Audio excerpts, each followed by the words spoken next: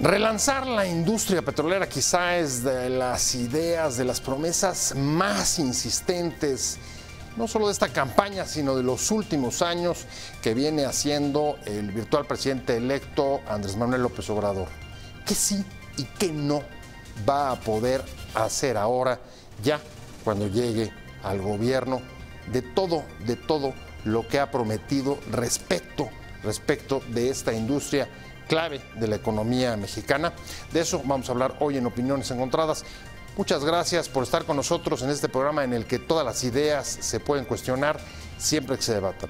Acompáñeme, vamos a ver algunos datos de contexto para iniciar aquí en nuestro foro con nuestro debate de hoy. La recuperación de la industria petrolera ha sido una de las constantes propuestas del virtual presidente electo desde hace años, aunque se ha opuesto también en diversos momentos a la reforma energética del actual gobierno que le quitó a Pemex el monopolio de la extracción de crudo a favor del capital privado nacional y extranjero. En campaña, López Obrador se limitó a decir que se revisarán los contratos y que con base en el diagnóstico de estos es que se tomarán decisiones. Sin suficiente claridad, aún sobre el destino o los ajustes que haría esta reforma, ya adelantó la pretensión de construir 2 complejos refinadores para producir 300,000 barriles de combustible diarios con el fin de romper la dependencia de combustible extranjero. Un obstáculo a su plan es la baja producción del petróleo crudo que enfrenta Pemex, estancada en 1.94 millones de barriles diarios y que incluso ha recortado su meta para 2019. En opinión de especialistas en materia energética, el fin de las importaciones de gasolina y diésel, como ofrece López Obrador, con las nuevas refinerías, se sustituiría con la importación de petróleo crudo. Asimismo, otra de las promesas de López Obrador es acabar con los gasolinazos, es decir, que los precios de combustible no suban en los próximos 3 años, aunque ahora matizado con la inflación. ¿Qué cambios vienen y cuáles son viables en la industria petrolera?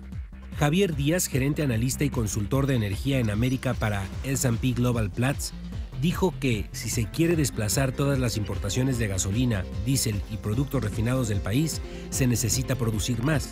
El gobierno de Enrique Peña Nieto prometió que con la reforma energética se producirán 3 millones de barriles al cierre del sexenio, pero no llegará ni a los 2 millones. Pedro Joaquín Codwell, titular de la Secretaría de Energía, reconoció que frenar la declinación va a tomar más tiempo porque la industria petrolera es de plazos largos y se requieren periodos exploratorios previos. Para llegar a la meta de 3 millones de barriles de crudo diarios se requieren inversiones por 640,000 millones de dólares, precisó el funcionario. Hasta el momento, la iniciativa privada ha comprometido 160,000 millones de dólares en actividades de exploración y producción en México. Pemex ya ha comprometido un volumen de crudo para sus complejos refinadores, por lo que tendría que importar 200,000 barriles diarios de crudo aproximadamente para tener suficiente energético en las nuevas refinerías.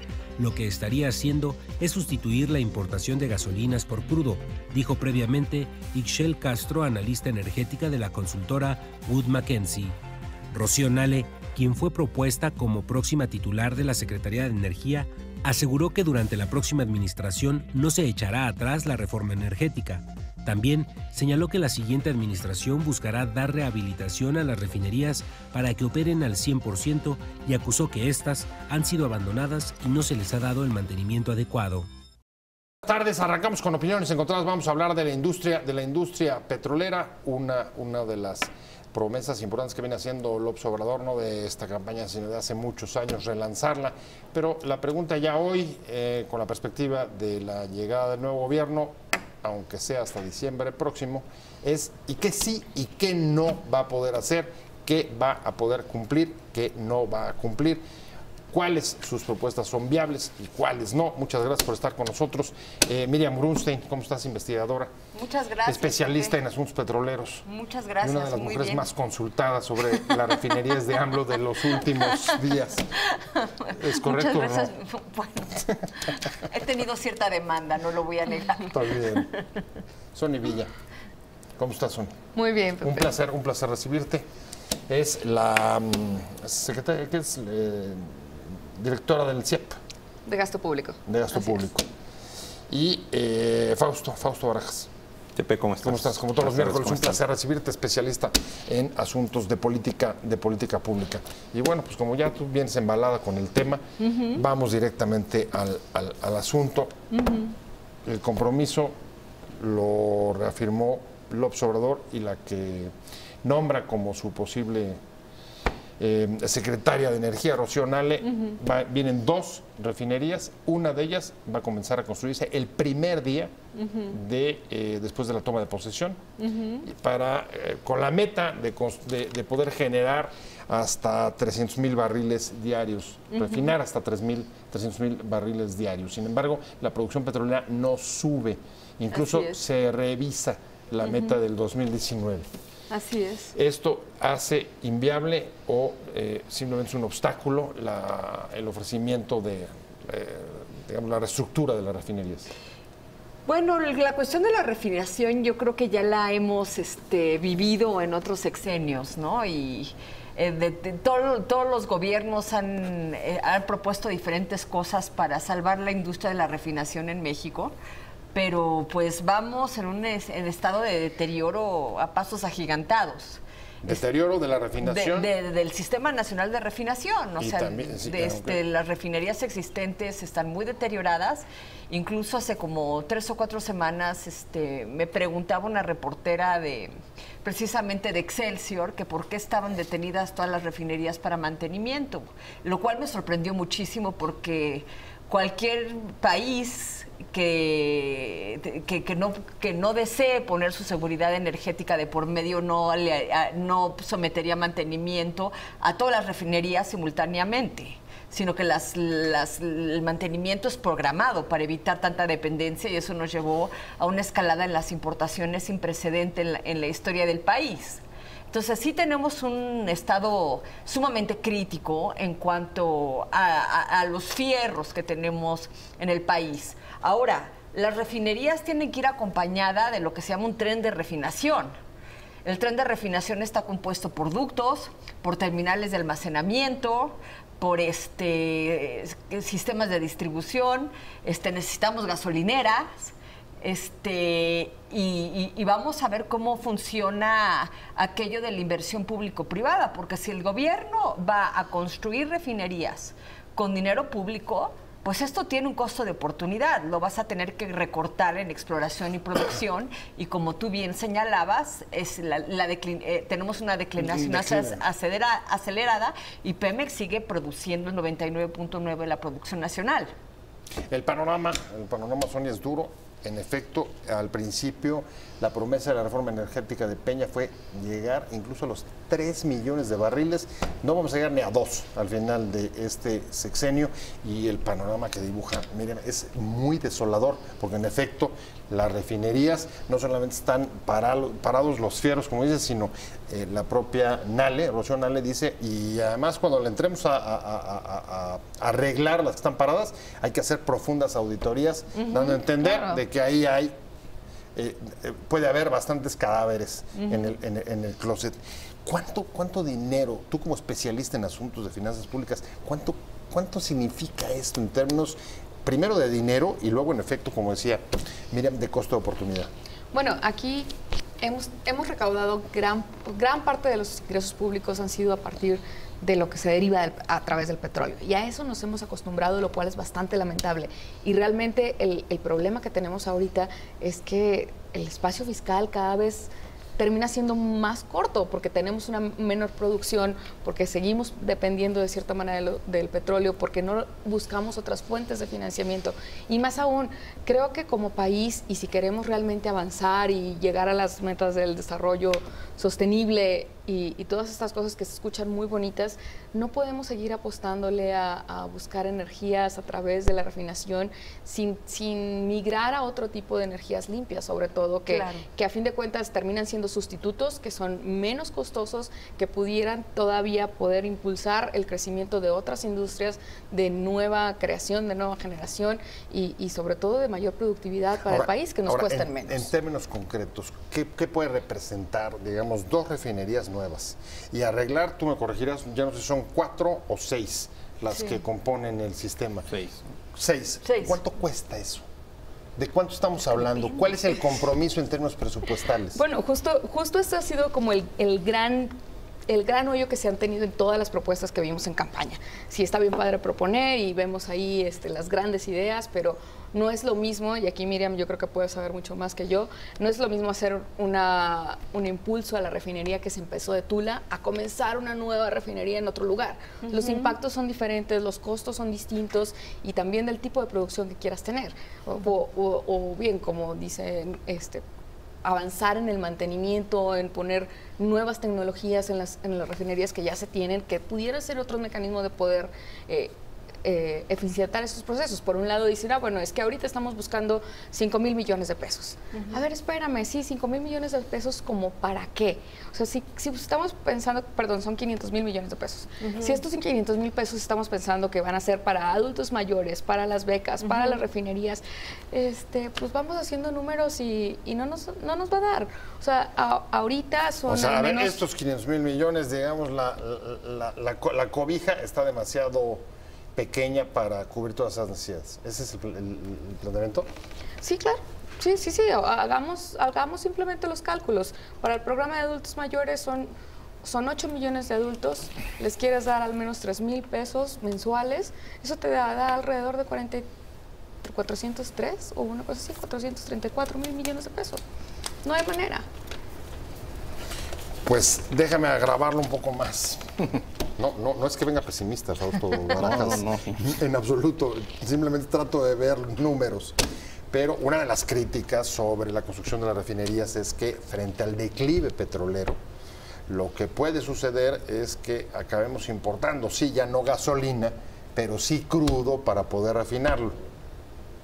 A ver, ¿cómo vamos? Sin duda, a ver, pues hoy estamos importando, por ejemplo, en términos de combustible, cerca del 60% de las dosis que se consumen en el país, ¿no? O más. Ya va, parte de esta escalada que ya decía ha venido Miriam creciendo en los últimos 10 años, de haber estado entre el 40 y 50, ya más, bueno, estás hablando de, Miriam, de más del 70-80% de las gasolinas.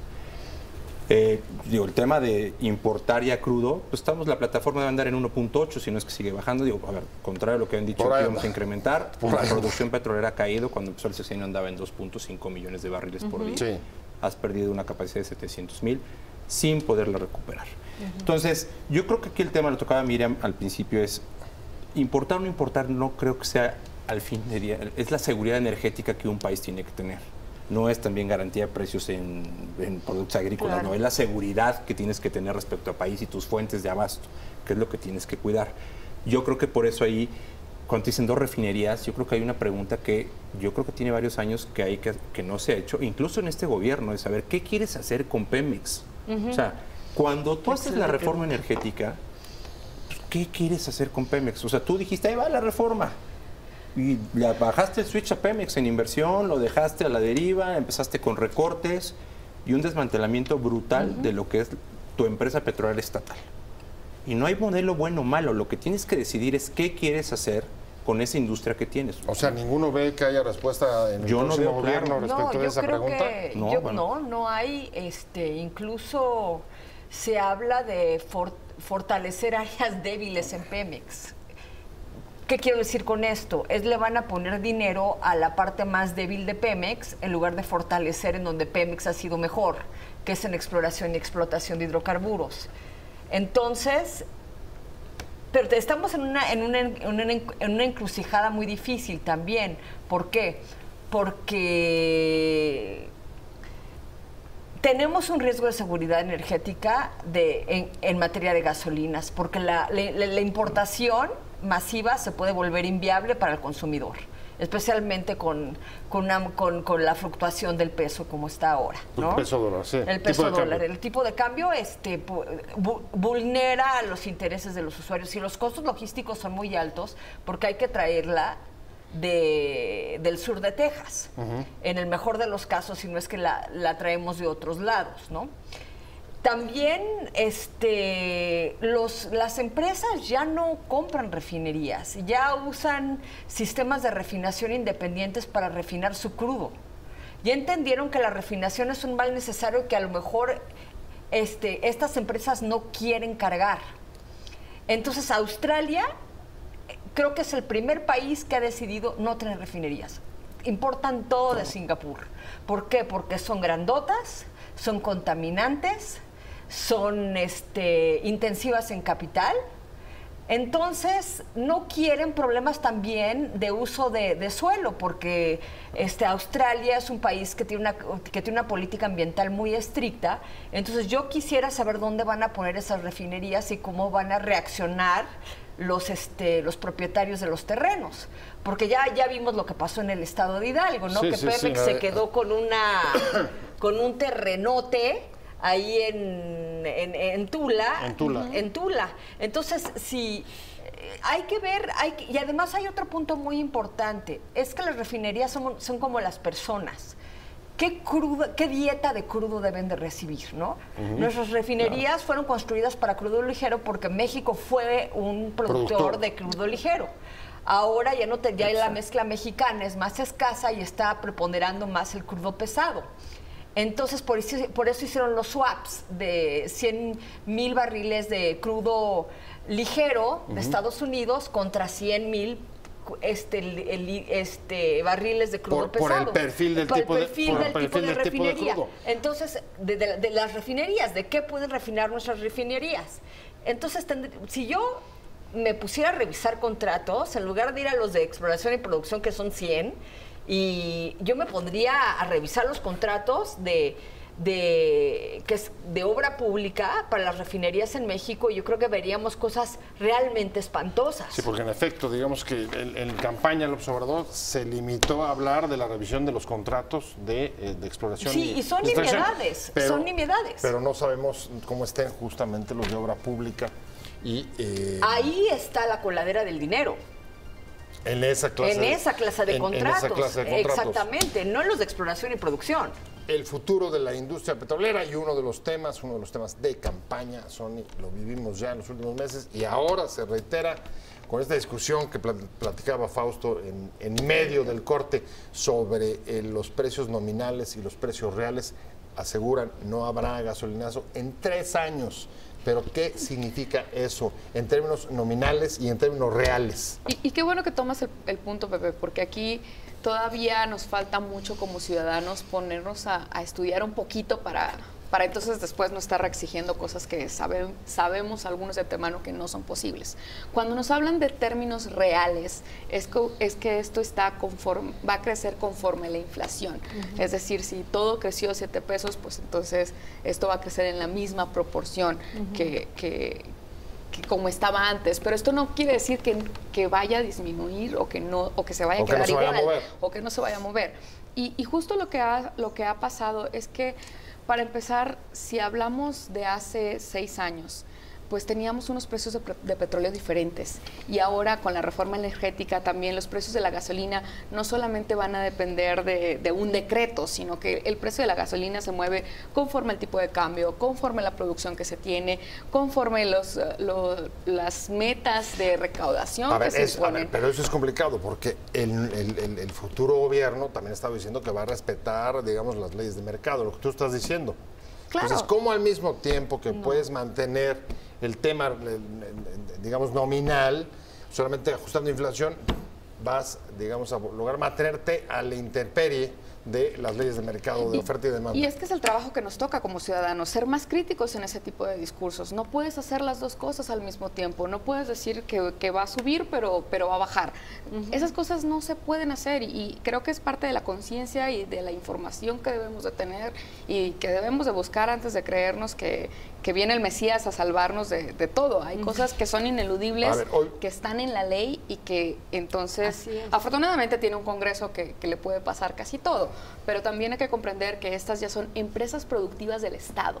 O sea, no necesariamente dependen de lo que el presidente diga, sino que también tienen un órgano rector, su consejo, que tienen otro tipo de leyes, y que no se trata que el gobierno vaya a dar una política que con eso ya se hizo de la noche a la mañana. A ver, eso significa, Fausto, de entrada, que si va a ser, digamos, nominal o real, el ajuste tiene que ser. Banco de México hace un par de días reconoció que la inflación no va a ceder por lo menos en 2 años, y la traemos por ahí del 5 ahorita. A ver, yo creo que conceptualmente, para que todos entendamos los humanos, digamos, de a pie, hay dos conceptos reales. La realidad es que sí va a subir la gasolina para todos, o sea, y en términos reales económicos, para economistas es lo que te está diciendo Sony, no va a aumentar en términos reales porque sube nada más lo que va a aumentar la inflación. A la persona de pie, pues claro que le va a subir lo que sube la inflación. Entonces, eso es lo que sí tiene que entender la gente para que no se confunda. Entonces, pues sí creo que ahí, en términos de los precios de las gasolinas, pues vamos a estar observando pues, incrementos sin duda. Lo que yo creo que van a buscar es mantener más o menos que no haya una pérdida en términos del IEPS, que ahí por la gasolina. Pero yo creo que ahí hay un tema que no están teniendo claro, que si ellos quieren mantener la recaudación vía el IEPS, más allá de que si subes por la inflación o no subes por la inflación, lo que tienes que subir es en el mismo porcentaje o proporción que sube el precio del crudo, porque es con lo que estás refinando y con lo que te sale la gasolina. Y es lo que se mueve. Era un poco el punto de Miriam. Está sujeta a otras variables. No, totalmente. No solamente a esas. No, totalmente. Y si tú quieres mantener para todo lo que decíamos hace rato en el programa, que si el programa de discapacitados, que si para el programa de adultos mayores, que tienes que aumentarlo y duplicarlo, que si para los niños, para las personas que ni estudian ni trabajan, para las becas para los de educación media superior, todo eso estimado, pues estás hablando de 450,000 millones. Luego métele que quieres que empezar a hacer las refinerías. Pues tienes que mantener el IEPS, o lo aumentas, lo subes, o yo no sé cómo le haces para mantener el impuesto. Lo que sí podemos decir es que por lo pronto, hasta donde vemos, no sería, digamos, una subida como el gasolinazo que le tocó a mí como secretario de Hacienda, ¿te acuerdas? Sí, claro, en enero del año pasado. Del año pasado, ni tampoco lo que decías, el ajuste que se dio durante el gobierno de Calderón ayer, que fue mucho más duro. Lo más parecido va a ser a lo que pasaba en el gobierno de Calderón y en el de Peña en los primeros años, que son ajustes para tratar de cerrar en ese entonces las brechas con los precios de la gasolina en otros países, para que la importación no te cueste tanto como país. Es lo que se buscaba hacer. Ahora, si ellos buscan nada más mantener ahorita el incremento de la inflación, simplemente es para mantener, yo creo que en términos reales, pues que el presupuesto siempre sube, más o menos el presupuesto de la Federación, la inflación. Entonces ellos dicen, no, pues vamos a subir la inflación. Yo creo que eventualmente, si el precio del petróleo, por ejemplo, se dispara, que ahorita va a andar ya arriba de $70, ¿no? Sí, por ahí. Así es. La mezcla un poquito más baja, pero por ahí. Entonces, ha venido subiendo el precio. O sea, a ver, en los últimos 2 años andabas en precios de 40 y andas en 70. Así es. Eso, con el gasolinazo del año pasado, ahorita los precios deberían ser todavía más altos para que tuviéramos los mismos precios que en Estados Unidos, deberían ser más altos. Entonces, la liberalización de precios tan anunciada con la reforma energética, pues no está pasando. O sea, para que se movieran a la par que se mueve el mercado, como pasa en Europa y como pasa en Estados Unidos. Entonces, sí creo que ahí pues, habría que ver, a ver, este gobierno nuevo que viene, no creo que se aviente un gasolinazo por un tema social. O sea, porque sí es bien costoso. Bueno, a ver si ha sido la promesa. En el momento en que lo hicieron el año pasado, desde el punto de vista económico, creo que era una buena medida para ajustar eso que se venía desde hace años. Ya luego les dio, yo creo que frío, porque pues sí se siente en las calles. Pero era el momento, para seguir o mantener algún tipo de bandas para poder estabilizar luego habría que el precio. A Mid cómo le habrá pegado el gasolinazo en la campaña. Durísimo. Claro. Pero el futuro de la industria petrolera, ¿qué se quiere hacer con Pemex? Estas son una de las preguntas que tendrá que ir despejando el nuevo gobierno. Hoy presentó su agenda legislativa, una de las medidas importantes, elevar las penas a los delitos de huachicol, robo de combustible de ductos de Pemex. Miriam Grunstein, ¿qué te parece? Me parece que va a ser... ¿Eso va a ayudar a acabar con ese delito? ¿Sí, no o por qué? No, porque no tenemos aparato de procuración de justicia. Necesitarías agencias investigadoras, detenidos, jueces. Bueno, hoy detuvieron 23 guachicoleros en el Edomex. Sí, siempre detienen en 23 y 30 y son miles. No, y además hay capos de la droga, especialmente del grupo de los Zetas, que parece que liderean el negocio, que están coludidos con funcionarios de Pemex, porque si no, lograr la toma clandestina sería de altísimo riesgo. Tendríamos explosiones en los poliductos constantemente, y además también tenemos los asaltos, ahora sí como en el viejo de las pipas, de los carrotanques, ¿no? Que van pasando la frontera y llegan llegan los delincuentes y se llevan la pipa. Wow. Y muchas veces ya lo acordaron con el chofer. Entonces, necesitarías un aparato policial, de investigación y judicial muy valiente, y además tendrías que hacer una limpia dentro de Pemex realmente muy profunda, y ahí podrían salir salpicados, pero muchísimas personas ¿Qué es, en el populismo alto. legislativo? Total, ¿Sí? total. O sea, agravar las penas si no tienes un sistema de justicia que logre la aprehensión de los delincuentes es absolutamente inútil. No creo que se llegue a nada. Wow. ¿Cuánto crees que estamos perdiendo, Sony? Aprox. ¿Cuánto creen? ¿Tienen Mira, algún dato? Mira, a mí cuando estaba, porque el combate al mercado ilícito de combustibles es un tema que yo creo que tiene ya en México detectado que ya era un problema desde el sexenio de Fox mediados. Sí. Yo estaba ahí en Pemex y en la gerencia de precios se hacían las estimaciones, más o menos en el 2005. Y cuando digo estimaciones, pues sé con modelos, si supieras, pues, ¿no? Irías por él. Sí, claro. Sí. En ese entonces se estimaba que eran más de 2,000 millones de dólares al año. O sea, Yo tuve una cifra hace como 5 años que eran como 7,500 millones de dólares. que debe ya haber subido, porque el tema sí ha venido aumentando. Agudizándose. No, sí. claro, desde entonces, lo que decía aquí, mira, el tema es más complejo que penas, o sea, a ver, porque donde el huachicol, pues sacaron el crudo, digo, la gasolina, en donde alguien se las vendió, en la pipa, en la refinería, en las terminales, en donde, o es gasolina rebajada y adulterada. Entonces el tema es más complejo. Desde entonces empezó, si no mal recuerdo, en las gasolineras a pedir tarjeta de crédito. Empezaron que en los marcadores, que en la gasolina, en las refinerías, para ver si la gasolina llegaba al punto de venta. Entonces, todas estas medidas que se han ido haciendo, digamos, de manera logística, pues no han servido ante la falta de Estado de Derecho, porque el problema no, a ver, Claro. es Pemex y adentro, pero el problema que te enfrentas en Pemex, te dicen, pues Pemex no es autoridad. ¿No? Pemex pues no puede agarrar a un cuate y decir, oye, estás vendiendo, tiene que ir y denunciar. ¿A quién Al denuncia? Ministerio Público. En Puebla, quién? de Puebla hay Sí. el Ministerio Público, que es donde viven todos los que venden la gasolina, ¿sí? Sí, Y a la ahí. siguiente te marcan y te dicen, oye, Pedrito, ¿para qué fuiste con Juanito, que es el Ministerio Público? Pues si trabaja, para no... Se acabó el tema, ¿eh? En San Martín Sí. te El tema es más que complejo, no hay, ¿eh? pero El por lo círculo pronto, rojo. sea como sea, Sony es una merma más. Yo creo que ya es hora que vayamos entendiendo tanto el sistema fiscal como la política pública como un todo. O sea, no podemos hablar de mayores ingresos sin pensar que tenemos que gastarlo en algún lado. No podemos hablar de mayores leyes sin saber que estas cosas necesitan un presupuesto para ejercerse. No podemos estar hablando de mayores castigos para ciertas cosas si no tenemos una procuración de justicia, si los ministerios públicos no están fortalecidos, si las cárceles son del nivel precario que tenemos.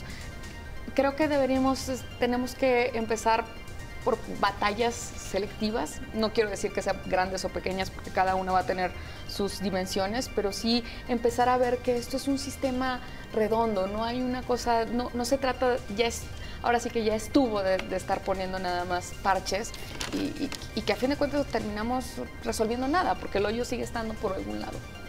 O sea, el problema no es, digamos, si tuviéramos que ir concluyendo, el problema no es solamente la respuesta, sino el origen, digamos, el origen político que se quiere dar de respuestas rápidas, inmediatas, que no responden a, digamos, a las necesidades o No, a digamos, a todas las variables que estás afectando. No, y además hay como bien mencionaba el colega, hay todo tipo de compradores de gasolina robada.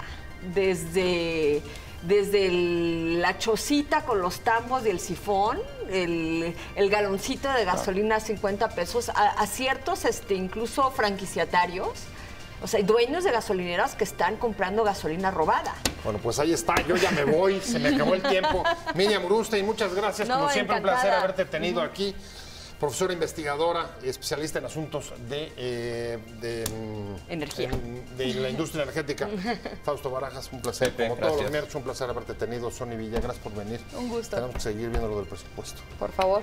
Ahí seguimos. Muchas gracias a los tres por No, haber venido. encantada. Muchas gracias al CIEP, por supuesto, como siempre. Y muchas gracias también a usted por haber estado con nosotros en Opiniones Encontradas. Nos vemos